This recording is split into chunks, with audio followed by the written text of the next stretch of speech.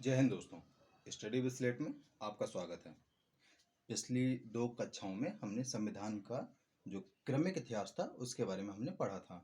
आज की जो हमारी क्लास है उसमें हम संविधान सभा के बारे में कुछ जानकारी लेंगे। उसमें पहला बिंदु आता है कि संविधान सभा की सर्वप्रथम मांग किसने की।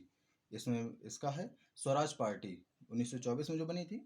1924 में ही उन्होंने संविधान सभा की मांग की। इसके उपरांत M.N. राय, इन्होंने 1934 में संविधान सभा की मांग की।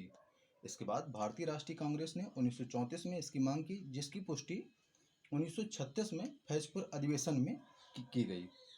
इसके निर्माण करने का प्रस्ताव 1942 में क्रिप्स मिशन के द्वारा कहा गया। जो 1942 में क्रिप्स मिशन भारत आया था, उसमें संविधान सभा के निर्माण करने का प्रस्ताव था, जिसको भारतीय नेताओं ने ठुकरा दिया था।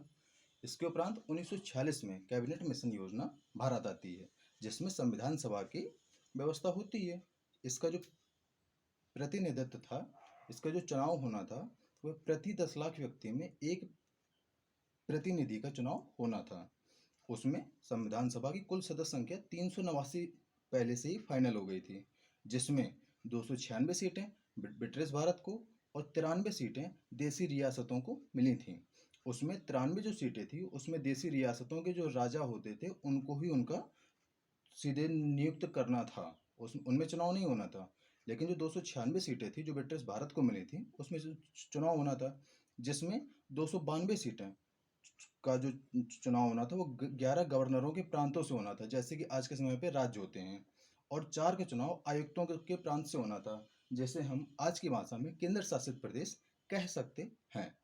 इसका चुनाव जुलाई अगस्त 1946 में संपन्न हुए।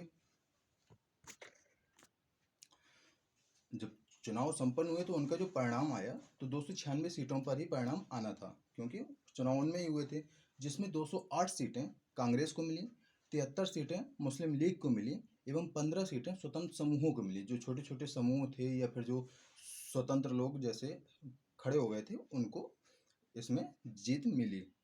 इस तरह से 296 सीटों पर चुनाव संपन्न हुए।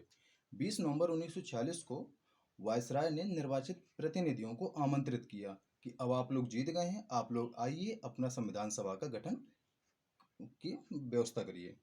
9 दिसंबर 1946 को संविधान सभा की पहली बैठक में कुल 207 सदस्यों ने हिस्सा लिया।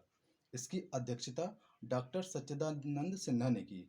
बहुत गौर से इसको सुनिएगा कि पहली जो बैठक हुई थी उसकी अध्यक्षता डॉक्टर सच्चिदानंद सिन्हा ने की, जो अस्थाई अध्यक्ष थे, स्थायी नहीं थे। ये क्वेश्चन बहुत ज़्यादा आता है और बहुत कन्फ्यूजन वो करता है। इसके उपरांत 11 दिसंबर 1946 को संविधान सभा ने डॉक्टर राजेंद्र प्रसाद को निर्विरोध संविधान सभा के स्थायी अध्यक्ष, गौर से सुनिएगा, स्थायी अध्यक्ष, पहले स्थायी अध्यक्ष डॉक्टर राजेंद्र प्रसाद हैं और अस्थायी अध्यक्ष डॉक्टर सच्चिदानंद सिन्हा हैं।